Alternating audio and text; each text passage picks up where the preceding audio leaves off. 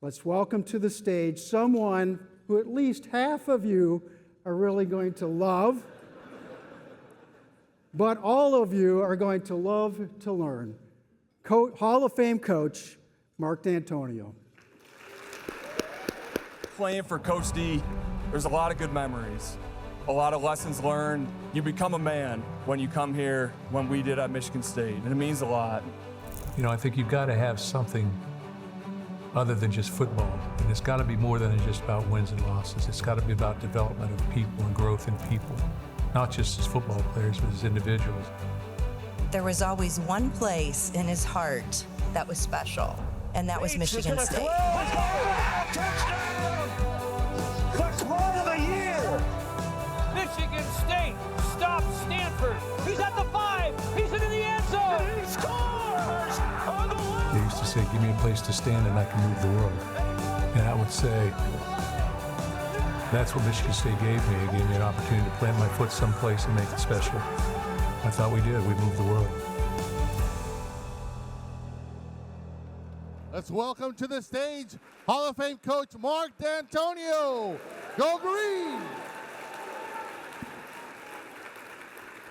Thank you very much. It's a pleasure being here today, and it takes me back a little bit to see those things. Sort of emotional sometimes to see those things. But been over here many, many times. I think Peter Secchia brought me over here, I think 5 straight years in a row, speak to the Western Michigan Spartans. So it's been something that I enjoyed every time I've been over here, and it's a great community, and so many business leaders here today being a part of this. It's an honor to be up here speaking on behalf of the Chamber of Commerce. So what I've always tried to do is just, I got to make sure I get my clicker going here. What I've always tried to do is when I've talked is hopefully you can take something home a little bit that can make a difference for you, whether that's personally, business-wise, or family-wise, or whatever it would be. But they got to take something away from it. Just like any time I ever talked to our football team or our players, it was going to be a little bit personal, but sort of hit people where they live sometimes. But anyway, basically, our goals, our 5 cornerstones of where we're at, where we were at throughout my coaching career really was all about these 5 things. Number 1, things were going to be built on relationships. That was going to be based on true commitment to each other, a shared commitment, shared communication, and trust. Probably of all those 5 things right there, that's probably the most difficult thing to accomplish because it has to be truly meaningful and has to stand the test of time because you're going to go through some problems as a program, with a business, whatever it would be. You're going to go through some different problems as you grow. You got to have a passion. I think when you look back also, I've got resilience down there. I know that's a key component of today's focus here. But you've got to have a passion, and I think that resilience equates again back to the commitment part. If you're committed, you will have resilience if you're committed. Got to have a passion for what you do. You got to be fully engaged, no question. Work. People see the product and everything that you do, but they don't really understand the process that goes into all the different things that you guys have accomplished. You have to be a light, as I said up there on the video there. Give me a place to stand and I can move the world. Guy said that to me when I was hired in 1995 by Nick Saban as his secondary coach. The first recruiting talk that we had, our director of admissions made that statement at the very end of his talk to the recruits. And I thought, wow, how profound is that? Give me a place to stand and I can move the world. I think all of you out here right now as business leaders in this community have that opportunity to do something just exactly as that. Win, going to have to play through adversity. It's how you bounce on the bottom that makes the difference. I'll probably say it numerous times up here. Losing, how you handle things, how you handle winning, how you handle losing will define you. How you handle the tough things in life, the resilience that you have will define you as an individual. We gave these 3 shields, these 2 shields, not 3, these 2 to our players every time we walked out of every year. Incoming players would come in, they'd get a shield. It's sort of unique that I'm on the college football committee, college football playoff committee now, and just had a meeting this last, about 2 weeks ago, and the guy gets out a shield and hands me a shield with their components on it, and talked about the shield being for protection, talked about the different things on it.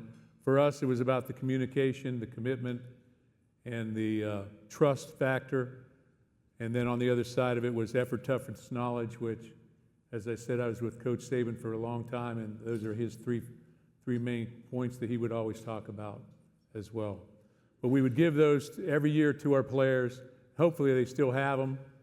But it was something that I think the more times you're around different people, different individuals, different corporations, they do have something that you can stick your hand in your pocket and sort of feel that and renew your commitment as well. Got 10 different things, 10 slides that really, when you talk about here's our goals, how'd you get to our goals? How do we get there? 10 quick slides. Starts with the belief and a purpose. Got to have belief in what you're doing. There's got to be purpose behind it. Effort, discipline, maturity. I've said, I think one child is 30, the other's 32. I think I still tell them, discipline and maturity will carry you through the tough times. But you've got to be disciplined. You've got to be mature in how you handle success and failure as well.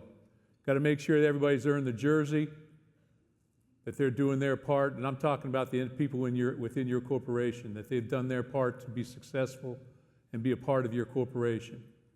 Everybody's got to bring value and remain passionate and stay fully engaged. I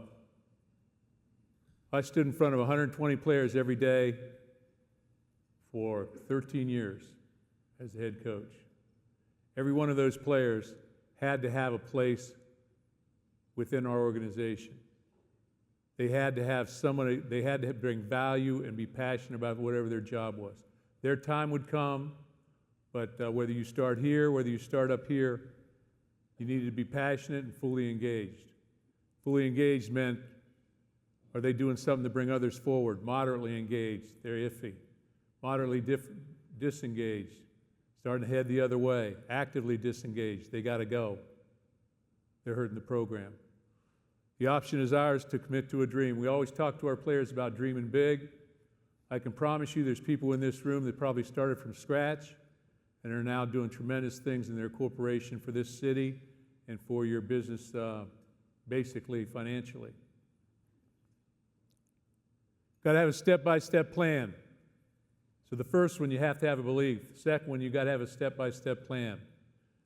Have a day-to-day plan. Everything's got to be almost down to the minute. When you're a football coach and you're a 2-hour practice, or you got 3.5 hours with your players, you're here for 45 minutes, you're here for 6, you're here for 15 minutes, whatever that task is, but there's a plan in place throughout the entire year for us to be successful. End game is readiness and preparedness. As a leader, you have to be ready and prepared at all times. I really feel like that, whether you're the quarterback of the team or whether you're a senior leader or whether you're a position coach, whether you're the head coach, whether you're the athletic director, didn't make any difference. You had to be ready and prepared to be your very best. We need to critique ourselves, stay on the cutting edge, and innovate. Also stay the course. But innovation is the key to success as well. You need to constantly be on the edge, see what other people's doing, invest your time in looking at other factors analytically and those type of things, and continue to try and get better every single day in terms of what you're doing. Maintain a positive approach. Be resilient. Weather the storms. Be a fog of war. Whatever you start, there's a fog of war, a military term, but you get yourself trained to go play against Michigan or whatever it is that you're trying to do as a football team, and all of a sudden you go out there and you look like you haven't played since day one. I'm sure that happens in your positions as well, your corporations. You get ready for a big meeting or something of the nature, and next thing you know, you're sort of swimming in it, and you're sort of lost. But you need to understand that there will be that fog of war at some point in time in your corporation or a business venture. Cut loose the cynics and got to be fresh and enthusiastic. Again, resilience. I worked with a guy, he was an assistant with us, used to always say, better fresh than ready. I made sure every single day when I was coaching that I was going to go out and do something else aside from being the head coach for at least a half hour, 45 minutes. I was going to go run, I was going to go do something. But I was going to make sure that our players were ready to go when it came to their optimum game time, that they were fresh and ready to go, that they weren't burnt out, they weren't overdone, and that you could see the light at the end of the tunnel as far as being fresh in that area. Develop good habits. Standard must be set and organized and understood. There's got to be consequences if you don't hold up to the standard. But it's got to be set. Be organized. As a leader, must empty your tool bag. You got to take everything you've got, and every day you got to be able to bring it. Every single thing. Got to be prepared for this, that, whatever it is, because everybody's looking at you as the leader, and they will follow your lead as you move forward as well, especially in the tough times. It's easy when you win 11 games. I mean, I think we went 13-1, 11-2, 12-2 in 3 years in a row. In the top 10, 3 years in a row. We went 3-9 in 2016. 3-9. So we fell off the edge. How we came back the following year in 2017, we won 10 games.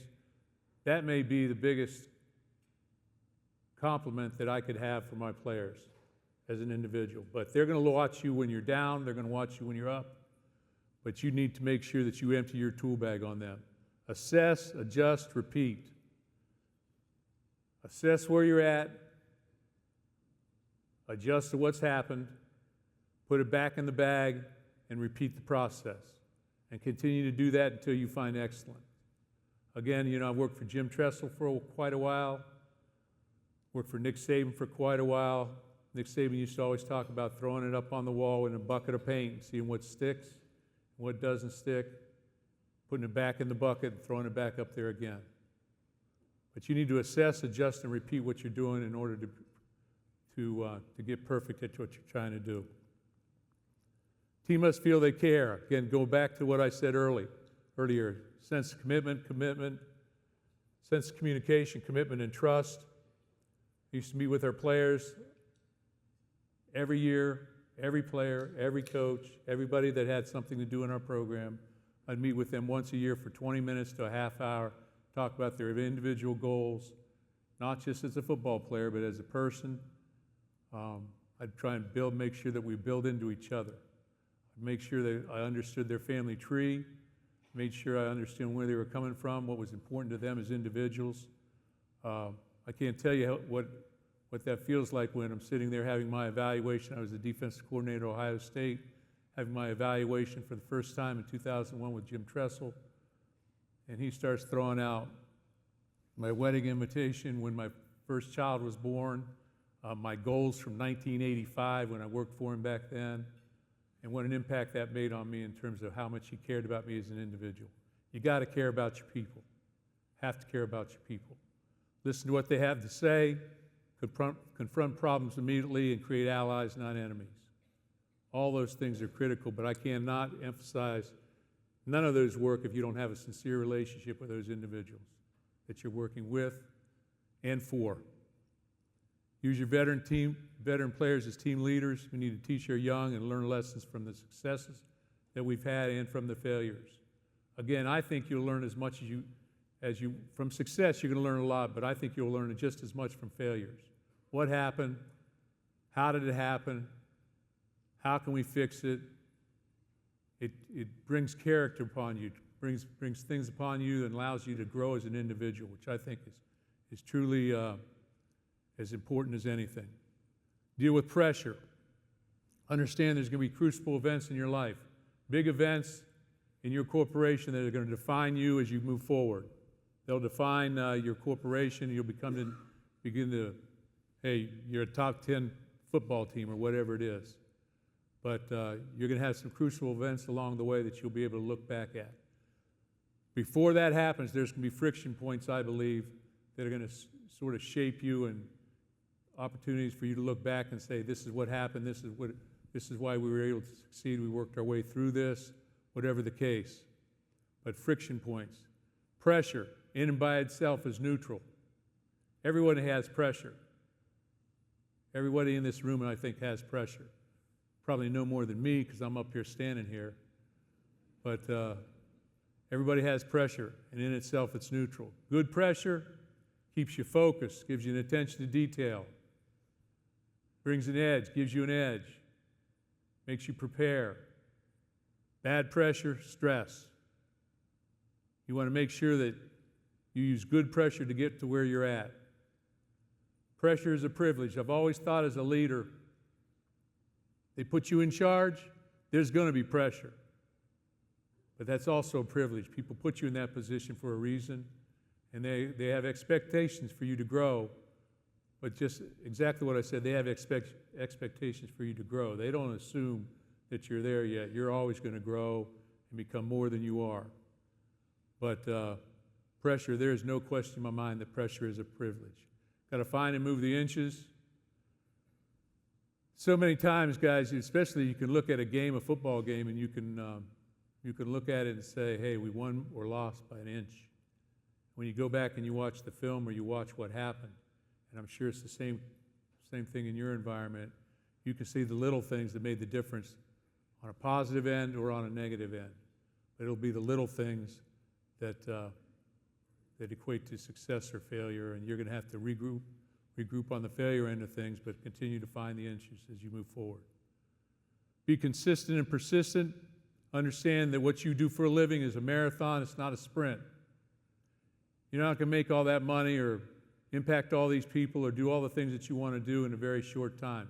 It takes time to go through it. It takes time to build a football program or a house or anything that's going to stand and be built with a strong foundation.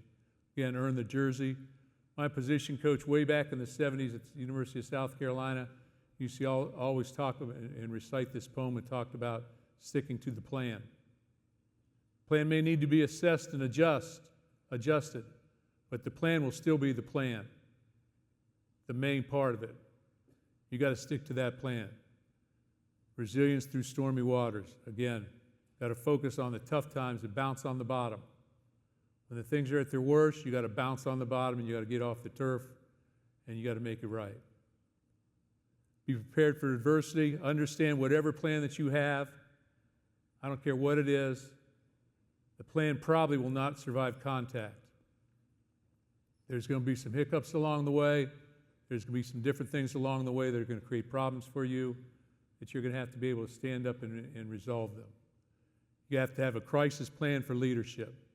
You have to go into it thinking about when this all breaks down, what's going to happen. How do we adjust to things when things don't go so quite so well? Know that it'll come and accept your role in it. Understand that those things are going to happen, that you're a part of it, and again, you're at the forefront as the leader, and people are looking at you for the answers. They're always looking at you for the answers. Last one, and these are the 10 things that we talked about that would always try and dictate how we were getting our goals, as I talked about earlier. People see the product. All of you out there have a product. People see Michigan State football in my time as the product, but they don't understand the process. They don't understand what went into it, how tough it was. Process is long and grueling. Grueling's a big word. Tough. Long. Got to pay a price to win a championship. For every 10, statistically, for every 10 teams that make it, only one can handle success and continually repeat. The others are going to fade in and out. Only one will handle success. Prepare for our competition. Understand the competition will never be over. Never feel the journey is over. We have arrived, and then keep reaching higher. Again, find the inches. Put our hands up, and I can promise you that my shoulder's not great right now, but I can promise you that you can stick it up a little higher every time you try. You can reach a little bit higher for everything that you're trying to accomplish. Three most important things that I've learned from this. There's a guy by the name of David Fennell that played for me at Michigan State. David's from the University of Oregon. We recruited one player from Oregon in my 41 years of coaching. So that'll tell you he didn't play very much as we went through it. But David had some bad feet, had to get surgery. He was on a scooter for one, was on a scooter for another, so his football career was basically over, but he was an engineering student.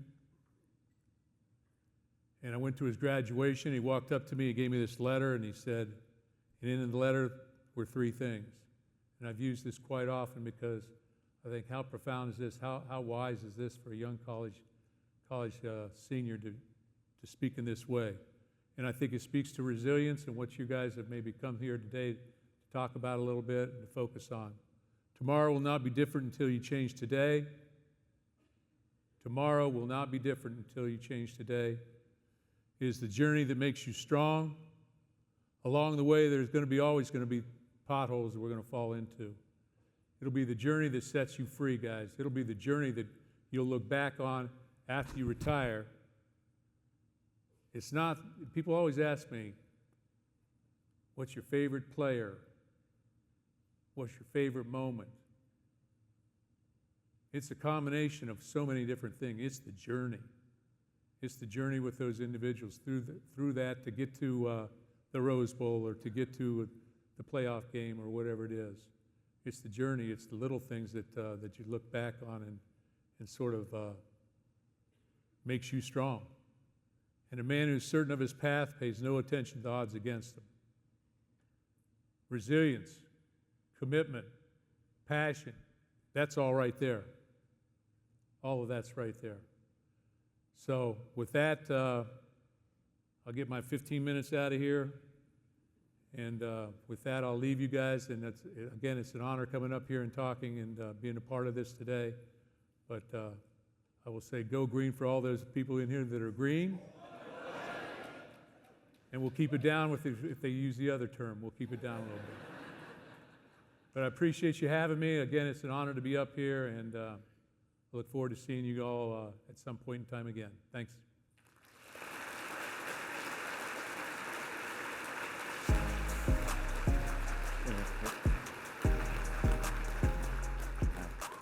Thank you. Coach, thank you for those insightful remarks and reflections. And as a Spartan, this is a real honor to have a brief conversation with you. Thank you. You talked a little bit about leadership and how, the pressure's on and it can be lonely. And for you, in particular, a lot of your leadership was in the public eye. Everything you did was watched. Could you share some insight as to maybe values or characteristics that help guide your conduct and keep it tight? Yeah, I got to tell you, I don't do this much anymore, so I'm the lonely one up here. So it is difficult sometimes being at the forefront of everything, but I think if you're honest with people and you stay true to your core values, I think you can be successful. Sometimes it's gonna feel a little bit lonely, but you got a whole team behind you, and you got to remember that you do have a team behind you. And whether it was my players, my coaches, the state of half of the state of Michigan, or whatever it was, that there was a group of people that were going to be behind you, and you got to remember that. That's awesome. So through your career, through each season, there's a lot of ups and downs, sometimes even in the same game. What's some lessons or insights from how to manage the motivation on the team and keep people fired up? Well, I think you got to look at why you fail or why you're succeeding and go back and evaluate that, analyze those things, and then plant your foot in the ground, as a football term, plant your foot in the ground and drive forward. And again, you've got to be resilient. You've got to believe in your dream, and you've got to believe in your foundation of who your corporation is, or your team is, or business is, and you've got to be able to take that and advance that. I really do believe, though, that you learn from your mistakes, and you can't get there like that. That it's going to take time, and keep reaching higher, stay committed, stay focused, build your team on a solid foundation. Don't take the shortcuts, and understand that there's going to be some tough times, but you got to bounce on the bottom and roll with it. Coach, last question. Is a bit tactical. You've had to have a lot of tough conversations, sometimes probably with a raised voice, maybe sometimes with a very quiet voice. What's your advice to leaders on how to have those tough conversations in an effective way? I think one of the things we always talked about, sometimes you got to be able to accept the brutal facts of where you're at. You got to be honest with people, and you got to come out with it. I've found the faster you come out with it, the longer you'll have to talk about how to solve the problem. If you beat around the bush, and then you try and solve the problem, then there's too much to rehash. You get brutal with people and say, hey, this is what has to be done. Again, I think one of the things I put up there, that you have to understand the standard. It has to be set. There has to be things that happen, when consequences when you don't meet the standard sometimes. Those are tough conversations to have, but if you have a sincere relationship with the individuals you're talking to, you can go deep. If you don't, if it's got a very, not real relationship, then there's going to be some times that you're going to struggle, I think. Coach, thank you for your time. Thank you for everything that you do for our school and have done for our school. Please join me in thanking Coach Dantonio for his time and his winning record. Yeah, I don't do this much anymore, guys. Thank you. Thank you. I appreciate it.